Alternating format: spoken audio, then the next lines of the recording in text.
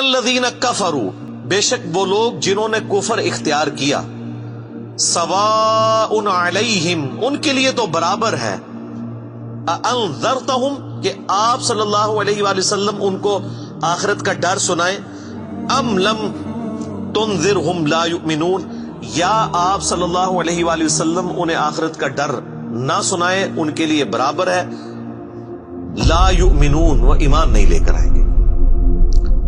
اچھا، اس کا یہ مطلب نہیں ہے کہ جو کافر ہے اس کو آپ نے تبلیغ نہیں کرنی ہے۔ تو یہ کتاب ہدایت پوری انسانیت کے لیے، ھدی للناس وبینات من الہدی والفرقان، اس میں امپلائیڈ ہے ان الذین کفروا، بے شک وہ لوگ جنہوں نے کفر اختیار کیا ہے، جان بوجھ کے آنکھیں بند کی ہوئی ہیں، جس کو ڈاکٹر اسرار صاحب رحمہ اللہ تعالیٰ بڑی پیاری بات کرتے تھے کہ جو شخص سویا ہوا ہے اس کو تو آپ جگا سکتے ہیں، اور جو آنکھیں بند کر کے لیٹا ہوا ہے اس کو کوئی نہیں اٹھا سکتا، کیونکہ وہ پہلے ہی جاگ رہا ہے، جاگنا چاہتا نہیں ہے۔ تو ایسا شخص جس کے اوپر حق اور باطل واضح ہو چکا ہو، اس کے باوجود وہ جان بوجھ کے کفر کی روش اختیار کرے، اس کے لیے قرآن میں کوئی ہدایت نہیں ہے۔ یہ بڑا خطرناک معاملہ ہے۔ تو اس سے مراد وہ کافر ہے کہ جو حق جاننے کے باوجود جان بوجھ کے اپنی قبیلے کی حمایت کے اندر، اپنی نسلی تعصب کے اندر، یا جیلسی فیکٹر کی وجہ سے، جس طرح یہودی تھے، نبی صلی اللہ علیہ وآلہ وسلم کو ماننے سے انکار کر دیا، وہ سب کے سب اس کیٹیگری میں فال کرتے ہیں۔ ان کے لیے اب آپ ان کو تبلیغ کریں نہ کریں، ان کے لیے برابر ہے، وہ ایمان نہیں لے کر آئیں گے۔ ختم اللہ علی قلوبہم، اللہ نے ان کے دلوں پر مہر لگا دی ہے، سیل کر دیا، یعنی سیل ہو گئی، اب کوئی چیز اس کے اندر داخل نہیں ہو سکتی۔ وعلی سمعہم، اور ان کے کانوں پر بھی، وعلی ابصارہم، اور ان کی آنکھوں پر بھی، غشاوۃ، پردہ پڑ چکا ہے، ولہم عذاب عظیم، اور ان کے لیے بہت بڑا عذاب تیار کر رکھا ہے اللہ نے۔ وَلِعَوْذُ بِاللَّهِ تَعَالَى اللہم اجرنا من النار، اللہم اجرنا من النار، اللہم اجرنا من النار۔ اچھا، قرآن کا طالب علم جب اس طرح کی آیات پڑھتا ہے نا تو وہ پریشان ہو جاتا ہے کہ بھئی قرآن تو بہت سٹریٹ فارورڈ ہے، اور آپ دیکھ رہے ہیں کہ اللہ تعالیٰ کے مزاج میں وہ چیزیں نہیں ہیں جو آپ کو میٹھے میٹھے واعظین بتاتے ہیں۔ اس لیے میں کہتا ہوں کتابوں کا خدا اور ہے اور بابوں کا خدا اور۔ قرآن بہت سٹریٹ فارورڈ ہے، کیونکہ یہ کلام کرنے والا کون ہے؟ اللہ، بے پرواہ ہے، اور وہ اسی پیشن کے ساتھ بات کرے گا تو آپ بھی اللہ کو سیریس لیں گے نا۔ اور اگر آپ کو یہ کہانی کرائی جائے گی، خیر ہے، جیسے ایک نانی ماں ہوتی ہیں، ایک دادی ماں ہوتی ہیں، تو اللہ تعالیٰ تو نانی اور دادی سے بھی بڑھ کے رحم کرنے والا ہے۔ یہ کہانی، یہ کس آیت میں، کس حدیث میں لکھی ہوئی ہے یہ بات؟ اور میں اس کو پھر اینٹی وینم الزامی جواب کے طور پہ، پھکی کے طور پہ کہتا ہوں کہ اگر یہ نانی دادی اور ماں کے ساتھ آپ اللہ کو تشبیہ دے رہے ہیں اس کی محبت کو، تو کیا یہ نانی دادی اور ماں والی محبت اللہ تعالیٰ کی ابو جہل اور فرعون کے ساتھ بھی ہے؟ سارے کہیں گے نہیں۔ تو جو کلمہ پڑھ کے اللہ کے نافرمان اور باغی ہے ان کے ساتھ بھی ہے؟ نہیں۔ جو اللہ کی طرف رجوع لے آئے ان کے لیے، پورے قرآن میں ایک آیت بھی ایسی نہیں ہے کہ جو اللہ کا باغی ہو، رجوع نہ لانے والا ہو، اللہ کہتا ہوں میں اس کو معاف کرنے والا ہوں۔ ہمیشہ یہ ہے کہ جو توبہ کر لے، اپنی اصلاح کر لے، رجوع لے آئے۔ یہ درجنوں آیات ہیں، وہ وقت کے ساتھ آئیں گی، ورنہ تو میں اسی آیت کے اوپر پورا یہ لیکچر ختم کر دوں گا، پھر آپ کا وہ یہ مصحف تو پچھلا تو 9 سال میں ختم ہوا ہے، یہ 18 سال میں بھی ختم نہیں ہونا۔ لیکن جنرل میں بات ضرور کروں گا تاکہ آپ کو ایک کنسیپٹ کلیئر ہو کہ جو باتیں بتائی گئی ہیں بالکل نان سینس باتیں ہیں، اس طرح کا کوئی کنسیپٹ نہیں ہے اسلام کے اندر۔ ایک میرا یوٹیوب پہ کلپ بھی ہے، اللہ کی رحمت سے دھوکا، وہ آپ کلپ دیکھیں، میں نے اس میں کراس ریفرنس کے طور پہ کئی آیات پیش کی ہیں کہ یہ آپ کو بالکل کہانی کرائی گئی ہے۔ اللہ تعالیٰ اپنے معاملات میں بہت سخت ہے۔ اچھا، اس کی وجہ سے بعض لوگوں کے دماغ میں یہ بھی آ جاتا ہے کہ یار اللہ تعالیٰ دیکھو مور لگا دیتا ہے، نعوذ باللہ، اللہ تعالیٰ کی اپروچ بڑی کوئی فنیٹک والی ہے، نعوذ باللہ۔ ایسا نہیں ہے، یہ ان لوگوں کے لیے جو جان بوجھ کے حق سے اناد کرتے ہیں، تو پھر اللہ تعالیٰ کے غضب کا کوڑا ان پہ پڑتا ہے کہ یار ان کو بات سمجھ بھی آ گئی تھی، اس کے باوجود انہوں نے یہ کیا ہے، اب میں ان کو نہیں چھوڑوں گا، اب ان کے اندر ہدایت داخل بھی نہیں ہو سکے گی. یہ بہت، یعنی اس کو کہتے ہیں پوائنٹ آف نو ریٹرن. اب اس پہ اللہ تعالیٰ کو کوئی پوچھ نہیں سکتا، اس کو اللہ نے بین کیا ہے. لا يسأل عما يفعل وهم يسألون. اللہ کو کوئی نہیں پوچھ سکتا اس نے کوئی کام کیوں کیا. اللہ ہر ایک کو پوچھ سکتا ہے. یہ اللہ کو گلا نہیں کیا جا سکتا. رب ہے، مالک ہے، اس نے اپنے لیے رول طے کیا کہ بھئی جب پوائنٹ آف نو ریٹرن پہ کوئی بندہ پہنچے گا، سچائی قبول کرنے کے باوجود وہ حق سے اناد کرے گا، اس کو نظر آ جائے گی سچائی ہے، پھر بھی وہ اناد کر دے گا، پھر میں موت لگا دوں گا. آؤ پھر وقت کا پیغمبر بھی اس کو ہدایت نہیں دے سکتا. انک لا تہدی من احببت ولکن اللہ یہدی من یشاء. اے نبی، جس سے تم محبت کرتے ہو تم بھی اسے ہدایت نہیں دے سکتے. اللہ جسے چاہتا ہے ہدایت دیتا ہے.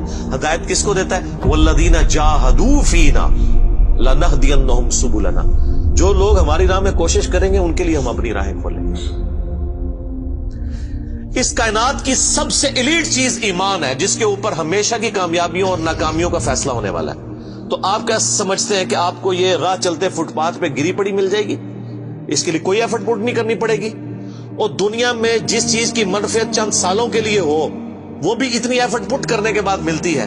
اور جس سے ہمیشہ کی کامیابیاں آپ کا مقدر ہونے والی ہیں، آپ سمجھتے ہیں کہ وہ آپ کو چنگے جی لگ جائے گی، مفت میں مل جائے گی؟ نہیں، ناٹ ایٹ آل.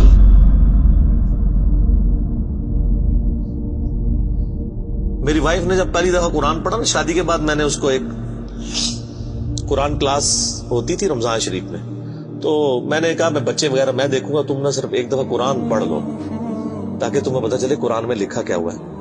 قرآن آپ اکیلے بیٹھ کے تو ظاہر ہے اس طرح نہیں ہے، ایک ماحول ہوتا ہے، ایک ڈیکورم ہے، کلاس ہے جس طرح یہاں لوگ بیٹھے. تو رمضان میں پورا قرآن اس نے مکمل کیا نا، تو میں نے اس سے پوچھا تم نے کیا یعنی اس سے حاصل کیا؟ اس نے کہا جی اللہ بہت سخت ہے، اور جس خدا کا تعارف ہمیں ہمارے ماں باپ اور یہ معاشرہ کرواتا ہے وہ خدا نہیں ہے جو قرآن میں ہے. اللہ تو اپنے معاملات میں بہت سخت ہے. یہ کتاب انذار ہے، تبشیر اور بشارت ان کے لیے جو بات مانتے ہیں. جو نہیں مانتے ہیں ان کے لیے عذاب کا کوڑا ہے یہ کتاب. کیونکہ اللہ ہے نا، یہ کائنات اس نے اس لیے بنائی ہے کہ آپ جانوروں کی طرح کھائیں پیئیں، اولاد پیدا کریں اور مر جائیں. انسان کو اس نے اپنے لیے پیدا کیا ہے. پوری کائنات انسان کے لیے اور انسان کو اپنے لیے. وما خلقت الجن والانس الا لیعبدون. اچھا، یہ جو بات ہے نا ختم اللہ علی قلوبہم وعلی سمعہم وعلی ابصارہم، مور لگا دی ان کے دلوں پر، کانوں پر، آنکھوں پر، پردہ ڈال دیا، اب عذاب ہی ان کو آئے گا. یہ آپ نے اگر بات سمجھنی ہے نا تو آپ پارہ نمبر 7 کے آخری صفحے پہ آ جائیں.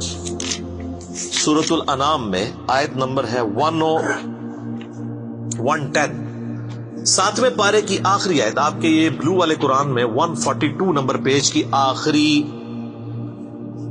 آیت 110 نمبر. وَنُقَلِّبُ أَفْئِدَتَهُمْ وَأَبْصَارُهُمْ. ہم پھیر دیتے ہیں ان کے دلوں کو اور ان کی آنکھوں کو، عقل اور ان کی آنکھوں کو، کہ وہ حق بات قبول نہ کریں. حق سے اللہ فرماتا ہے کہ میں ان کو حق سے اندھا کر دیتا ہوں.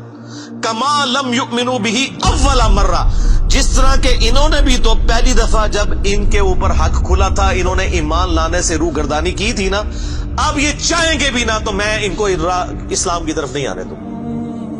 وَنَذَرُهُمْ فِي طُغْيَانِهِمْ يَعْمَهُونَ، اور میں ان کو چھوڑ دوں گا اپنی سرکشی میں بھٹکتے پھرے. وَلَوْ أَنَّنَا نَزَّلْنَا إِلَيْهِمُ الْمَلَائِكَةَ، اور اب اگر فرشتے بھی ان کے سامنے نازل ہوں، وَكَلَّمَهُمُ الْمَوْتَى، اور مردے قبروں سے نکل کے ان کے ساتھ بات کرنا شروع کر دیں. وَحَشَرْنَا عَلَيْهِمْ كُلَّ شَيْءٍ قُبُلًا، اور ہر چیز جن کا ان سے وعدہ کیا تھا ان کی آنکھوں کے سامنے آ جائے، قیامت بھی، عذاب بھی، سب کچھ بھی. مَا كَانُوا لِيُؤْمِنُوا، پھر بھی ایمان نہیں لے کے. یہ ہے سر کتابوں کا خدا. یہ نانی اماں، دادی اماں اور ماما نہیں ہے، یہ اللہ ہے. کتنی سختی ہے کہ فرشتے بھی. اب مجھے بتائیں کسی سے مردہ نکل کے قبر سے کہے کہ میری تو پھینٹی لگ گئی ہے، آپ کو تو پوری زندگی نیند نہیں آنی ہے، لیکن اللہ فرما رہا ہے پھر بھی ایمان نہیں لے کے آئیں گے. کر لو جو کر. یہ اللہ کہہ رہا ہے. آمین. الا ان یشاء اللہ، ہاں اگر اللہ ہی چاہے زبردستی کسی کو اس طریقے سے ہدایت دے تو وہ الگ بات ہے. ولیکن اکثرہم یجہلون، لیکن اکثر لوگ جہالت کا شکار ہیں. وہ اپنی وشفل تھنکنگز کے اندر امانیہم جنہیں کہا گیا ہے وہ ان میں پھر رہے پھرتے رہے. اللہ تعالیٰ اپنے معاملات میں بہت سخت ہے میرے بھائیوں. اللہ کو سیریس لینے کی ضرورت ہے. ظاہر ہے اس کائنات کی ایک ہی حقیقت ہے وہ اللہ ہے. اگر اس کو کوئی سیریس نہیں لیتا تو اللہ تعالیٰ کے لیے کیا ہے؟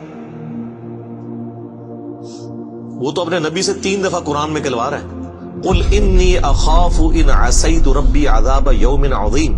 اے نبی تم فرما دو کہ بالفرض اگر میں بھی اپنے رب کی نافرمانی کروں تو مجھے خود اس بات کا ڈر لگا ہے کہ بڑے دن کا عذاب مجھے بھی آ پکڑے گا. جی سورۃ الانعام، سورہ یونس، سورہ الزمر، 3 سورتوں میں یہ ایک آیت 3 دفعہ آئی ہے.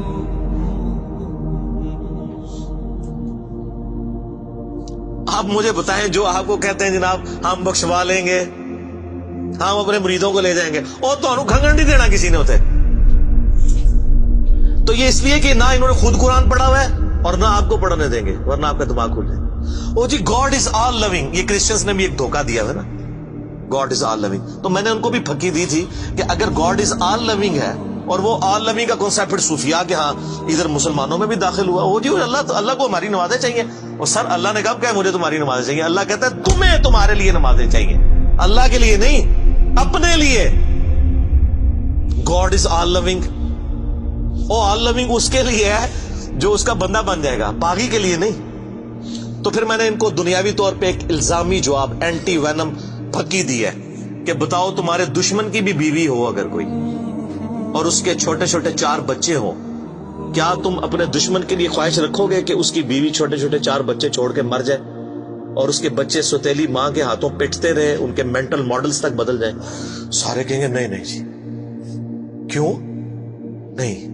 دل پسیجتا ہے. اچھا آپ کا دل پسیجتا ہے اور آپ نے ہمیں یہ کہانی کرائی ہے کہ اللہ تعالیٰ ماں سے اتنے گنا اور دادی سے اتنے گنا اور نانی سے اتنے گنا محبت کرتا ہے، تو وہ اللہ روزانہ ہزاروں ایسی عورتوں کو موت کیوں دیتا ہے جن کے 4 چھوٹے چھوٹے بچے ہوتے ہیں؟ اس پہ ساروں کی زبانیں گنگ ہو جاتی ہیں. اگر وہ آل لونگ ہے کیوں موت دیتا ہے؟ آپ تو اپنے دشمن کی بیوی کو بھی موت نہ دیں، وہ روزانہ ہزاروں ایسی ماؤں کو موت کیوں دیتا ہے جن کے چھوٹے چھوٹے بچے ہوتے ہیں؟ اس کا مطلب ہے آپ نے جو احساسات ڈیولپ کیے ہوئے ہیں کہ اللہ اپنے بندوں کے ساتھ یہ کرتا ہے، وہ نہیں ہے. اللہ اپنے احساسات کا اسیر نہیں ہے. اللہ کے وہ جذبات نہیں ہیں جو آپ کے ہوتے ہیں، وہ بے پرواہ ہے. ہاں جو اس کا ہو جائے نا اس کے لیے معاملہ الگ ہے. وہ صحیح بخاری میں حدیث ہے کہ جس نے میرے ولی کے ساتھ دشمنی کی میرا اعلان جنگ ہے اس کے خلاف. اور انسان میرا قرب نہیں حاصل کرتا مگر فرائض کے ذریعے اور نوافل پہ استقامت کے ذریعے اس لیول پہ پہنچ جاتا ہے کہ میں اس کے ہاتھ بن جاتا ہوں جس سے وہ پکڑتا ہے، میں اس کے کان بن جاتا ہوں جس سے وہ سنتا ہے، میں اس کی آنکھیں بن جاتا ہوں جس سے وہ دیکھتا ہے، میں اس کے پاؤں بن جاتا ہوں جس سے وہ چلتا ہے. اچھا ادھر ہی حدیث روک دیتے ہیں صوفیاء اور وہ کہتے ہیں نہیں وہ خود ہی خدا بن گیا، ایتھو ہاتھ پائے گا انجو ہو جائے گا. وہ آگے پڑھو کیا لکھا ہوا ہے، وہ جب اپنے دشمن کے اگینسٹ مجھ سے پناہ طلب کرتا ہے میں اسے پناہ عطا کرتا ہوں. اگر وہ اللہ ہی سے پناہ طلب کر رہا ہے تو وہ پھر ہاتھ مارنے جو تو نا یہ ہاتھ بن جاتا ہوں، پاؤں بن جاتا ہوں، کان بن جاتا ہوں. اس سے مراد یہ کہ اس کا اوڑھنا بچھونا پھر میں ہی بن جاتا ہوں. قل ان صلاتی و نسکی و محیای و مماتی للہ رب العالمین. اے نبی تم فرما دو بے شک میری نماز، میری قربانی، میرا جینا، میرا مرنا سب اللہ کے لیے. اوڑھنا بچھونا اللہ بن جاتا ہے. اس حدیث کے آگے الفاظ ہیں اللہ تعالیٰ ماتا ہے مجھے کبھی کسی معاملے میں ہچکچاہٹ نہیں ہوتی سوائے ایک معاملے کے کہ جب مجھے اپنے کسی مومن بندے کو موت دینی پڑتی ہے. اللہ کہتا ہے میں بھی اس پہ ریلیکٹڈ ہوتا ہوں. کیوں؟ میرا بندہ موت کو ناپسند کرتا ہے. ظاہر ہے موت تو کسی کو بھی پسند نہیں ہے، انسان زندہ رہنا چاہتا ہے اور یہ اللہ نے انسان کی کوالٹی رکھی ہے کہ اسے زندہ رہنے کی خواہش ہے. اسی لیے اولیاء اللہ بھی جب خطاب کر رہے ہو نا وہاں پہ اسپیکر پھٹ جائے تو وہ بھی یوں کر جاتے ہیں لا حول علیہم ولا هم یحزنون. کیوں کرتے ہیں؟ یہ نیچرل اللہ نے رکھا ہوا ہے. کسی اولیاء اللہ کو کہنا یہ سامنے یہ بٹ صاحب کے پاس جو بندوق بڑی خطرناک سی انہوں نے تانی بھی ہے، کسی اولیاء اللہ کو کہنا پڑھ لے کلمہ میں چلان لگاؤں تو آپ دیکھ لیں اس کی کیا حالت ہوگی. یہ اللہ نے نیچرل رکھا ہوا ہے. موت تو اللہ فرماتا ہے کہ میں بھی ریلیکٹڈ ہوتا ہوں. وہ اپنی موت کو ناپسند کر رہا ہوتا ہے اور میں اسے موت دے کے اپنے پاس لانا چاہتا ہوں. پھر کیا ہوتا ہے؟ پھر تو وہ قرآن پاک میں سورہ آمین و سجدہ میں ہے نا کہ ایسے لوگوں میں پھر فرشتے نازل ہوتے ہیں، ان کو بشارت دیتے ہیں موت کے وقت. اور پھر سنن ابی داؤد میں، سنن نسائی میں بڑی ڈیٹیلڈ احادیث ہیں کہ جب ایمان والے کی موت کا وقت قریب آتا ہے تو باقاعدہ اس کو آمادہ کیا جاتا ہے کہ وہ خود کہ میں مرنا ہے. وہ جب سب کچھ دیکھتا ہے وہ کہتا ہے ٹھیک ہے جان دو. پہلے نہیں کہتا جان دو. بڑا مشکل کام ہے. پہلے کہنا کہ جان دو تو حضرت موسیٰ علیہ السلام تھپڑ کیوں مارتے ہیں اسرائیل کو؟ میرا وہ بھی کلپ چڑھا ہے نا، بخاری مسلم میں حدیث ہے جو. تو یہ بہت سینسٹیو ایشو ہے. اللہ تعالیٰ کے بارے میں آپ اپنے دماغ کھول لیں. یہ آپ وہ کتاب کھول رہے ہیں جو بابوں کی لکھی ہوئی نہیں ہے کتاب. یہ اللہ کی نازل کردہ کتاب ہے. اس کو اسی طریقے سے سمجھنا ہے. شروع میں ہی آپ کا کانٹا نکل جائے گا تو آپ کو آگے قرآن سمجھنا آسان ہوگا. اللہ کے مزاج کو سمجھنا ہے آپ نے، اور یہ دماغ میں بات طے کر لینی ہے کہ بابوں کا خدا اور ہے اور کتابوں کا خدا اور. یہ آپ جو پڑھ رہے ہیں نا، یہ وہ خدا ہے جس کا تعارف محمد رسول اللہ صلی اللہ علیہ وآلہ وسلم نے آپ کو کروایا. یہ وہ خدا ہے جس کا تعارف پیغمبروں نے کروایا، اور پیغمبروں نے ان کتابوں کے ذریعے کروایا جو اللہ نے ان پہ نازل کی تھی. یہ مولانا روم کے مثنوی شریف والا خدا نہیں ہے، یہ قرآن شریف والا خدا ہے. وہ کہتے ہیں وہ مثنوی مولانا روم جو ہے وہ فارسی کا قرآن ہے. استغفر اللہ تو بولی ایڈیاں کہانیاں، ایڈے جھوٹ، اتنی انبیاء کی گستاخانہ واقعات اس کے اندر ہیں، اور اس کو کہتے ہیں فارسی کا قرآن ہے. سر فارسی کا قرآن وہی ہوگا جو قرآن کا ترجمہ فارسی میں شاہ ولی اللہ دہلوی نے کیا ہوا ہے. باقی وہ کہانیاں لکھتا رہے، وہ قرآن نہیں بنتا. تو یہ ساری میں نے گفتگو شروع میں ہی کانٹا نکال دیا.